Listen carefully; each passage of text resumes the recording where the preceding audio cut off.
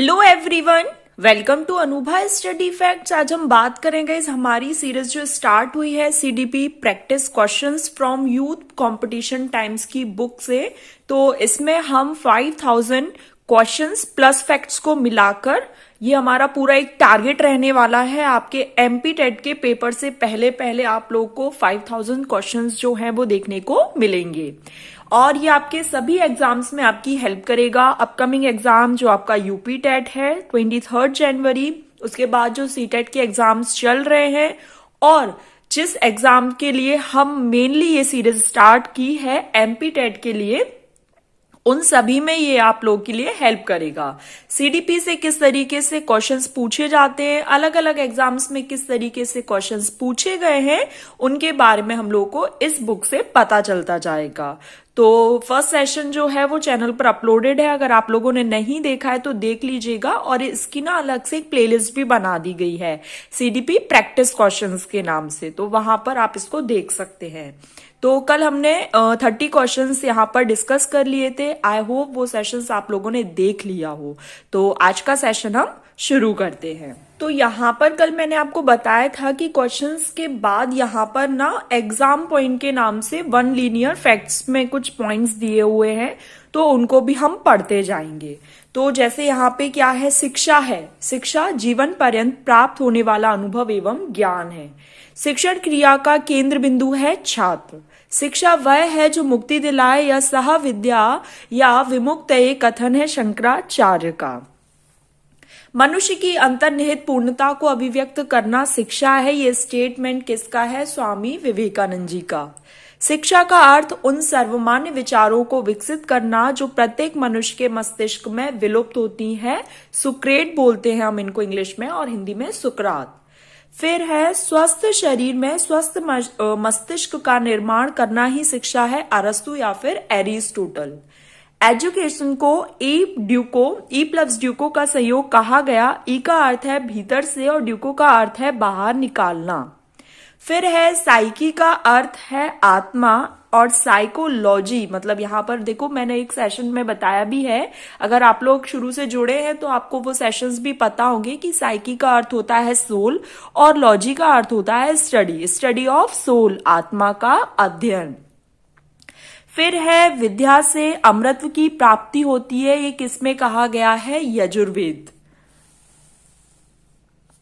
Next fact है कि शिक्षा कैसा विज्ञान है, नियामक। देखिए यहाँ पर ऐसे फैक्ट्स दिए क्योंकि ये शिक्षा एवं मनोविज्ञान का चैप्टर था, हम एक बार इसको रीड कर लेते हैं, इसमें कोई बुराई नहीं है। अगर कोई भी फैक्ट वाइज क्वेश्चन आएगा तो कम से कम हमसे छूटेगा नहीं, इसलिए मैं ये करवा रही हूँ। अगले सेशन से जब हम वन लाइनर फैक्ट्स करेंगे ना तो आपको थोड़ा और इंटरेस्टिंग लगेगा। ये थोड़ा सा ऐसा कह सकते हैं बिल्कुल फैक्ट है कि भाई ऐसे क्वेश्चन थोड़ी ना कभी आते हैं, लेकिन अगर ये पूछ लिया सुक्रेट का क्या कथन है, स्वामी विवेकानंद जी का क्या है, एरिस्टोटल का क्या है, या साइकोलॉजी का शाब्दिक अर्थ क्या है, तो कम से कम हमें पता तो होगा। नेक्स्ट है शिक्षा कैसा विज्ञान है, नियामक। मनोविज्ञान की प्रकृति कैसी होती है, वैज्ञानिक।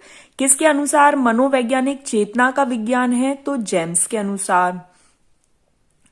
शिक्षा मनोविज्ञान की परिधि, जैसे शिक्षा के 3 संभव स्तंभ होते हैं, शिक्षक, शिक्षार्थी और पाठ्यक्रम, टीचर, स्टूडेंट एंड करिकुलम। उसी प्रकार शिक्षा मनोविज्ञान के 3 क्षेत्र हैं, शिक्षार्थी, स्टूडेंट, शिक्षण प्रक्रिया, टीचिंग मेथड्स, और शिक्षण दशाएं, जो भी डायरेक्शंस देते हैं या जिस तरीके से टीचिंग मेथड्स कराए जाते हैं उनके बारे में बताया जाता है साइकोलॉजी के अंतर्गत।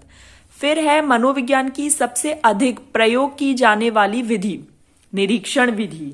फिर है शिक्षा मनोविज्ञान की विधियां, तो निरीक्षण विधियां, प्रयोगात्मक विधियां, विवरणात्मक विधियां। फिर निरीक्षण विधि के अंतर्गत अंतर्दर्शन एवं बहिर्दर्शन। देखिए इतना नहीं पूछा जाता है डिटेल में, लेकिन फिर भी अब यहां पर दिया है तो हम एक बार डिस्कस कर लेते हैं। फिर उसके बाद यहां पर विवरणात्मक में जीवन इतिहास विधि, विकासात्मक विधि, तुलनात्मक विधि, नैदानिक विधि और सर्वेक्षण विधि।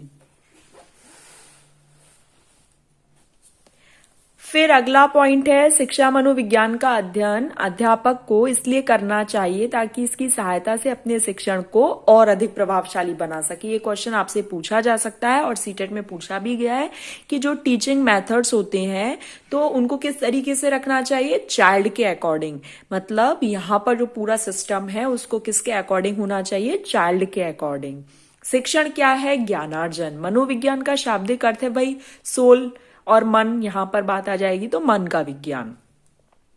मनोविज्ञान मानव एवं पशु व्यवहार का विज्ञान है। किसका कथन है, तो कथन वगैरह जरूर याद रखना, ये यूपी टेट में भी बहुत पूछे जाते हैं, मॉर्गन का कथन है।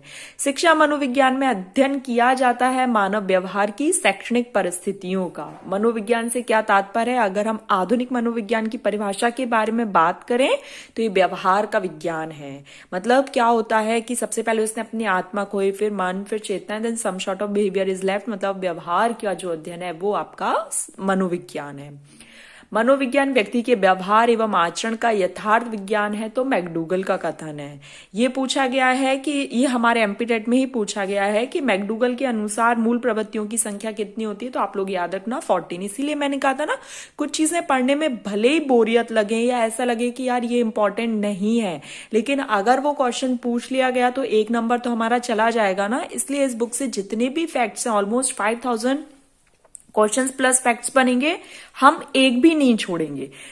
कहीं से भी अगर कोई भी पॉइंट आता है तो हमारे मार्क्स बिल्कुल भी कटने नहीं चाहिए, कम नहीं होने चाहिए। और अभी हमारे पास थोड़ा टाइम भी है, इसी तरीके से रोज सीरीज लाऊंगी। बस आप लोग कमेंट कर कर जरूर बताना कि ये सीरीज आप लोग देखना चाहते हैं या फिर नहीं, क्योंकि आपके ही रिस्पॉन्स पर मुझे पता चलेगा कि कैसा क्या है। जैसे अभी पूरे 24 आवर्स हो गए, लेकिन जैसे केवल 150-200 लोगों ने देखा है। तो अगर आप लोग वाकई में इस सीरीज को देखना चाहते हैं तो ज्यादा से ज्यादा शेयर करो, तो मुझे पता चल जाएगा कि आप लोग इंटरेस्टेड हैं इस सीरीज में, तो फिर आगे कंटिन्यू करती रहूंगी मैं। आगे बात कर लेते हैं कि शिक्षा को मनोवैज्ञानिक आधार की आवश्यकता क्यों है, तो बालकों के आंतरिक एवं बाह्य गुणों का पता लगाने और शैक्षिक समस्याओं के समाधान हेतु। फिर है शिक्षा की दृष्टि से बालक की महत्वपूर्ण आवश्यकता है बालकों के साथ मनोवैज्ञानिक व्यवहार की आवश्यकता। फिर है शिक्षा मनोविज्ञान शिक्षण विधियों के चयन में शिक्षक की सहायता करता है। ये स्टेटमेंट है स्किनर का। जितने भी स्टेटमेंट्स आएंगे ना तो आप लोग उनको अलग से नोट डाउन करते जाइएगा। मनोविज्ञान है विधायक विज्ञान। निरीक्षण विधि में किया जाता है दूसरों का अध्ययन, क्योंकि आप निरीक्षण कर रहे हैं ना, जैसे कि इसके नाम से स्पष्ट है।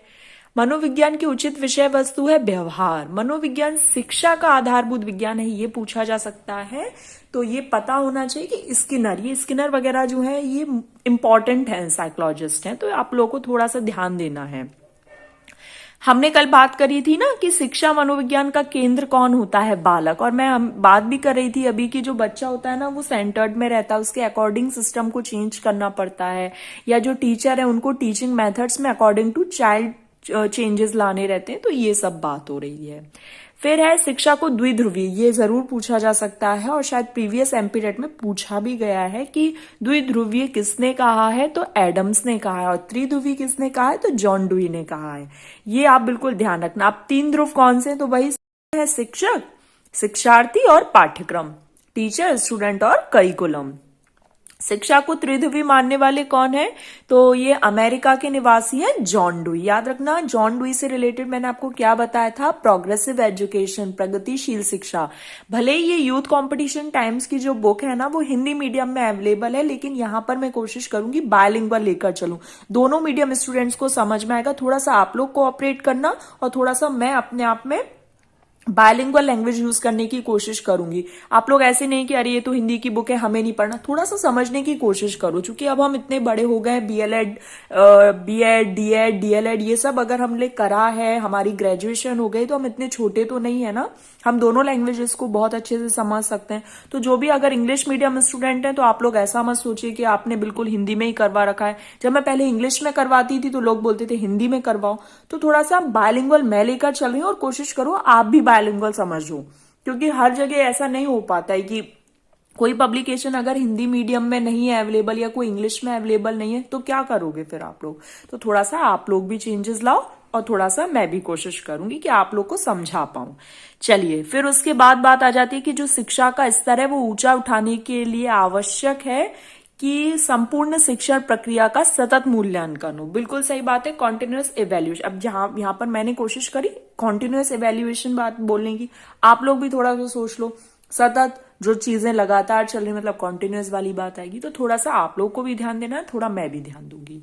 वैदिक काल में शिक्षा का सर्वोच्च उद्देश्य है मोक्ष की प्राप्ति। वैदिक काल में शिक्षा का आरंभ किस संस्कार से है, तो उपनयन संस्कार से। समावर्तन के कक्ष संस्कार है उपसंपदा।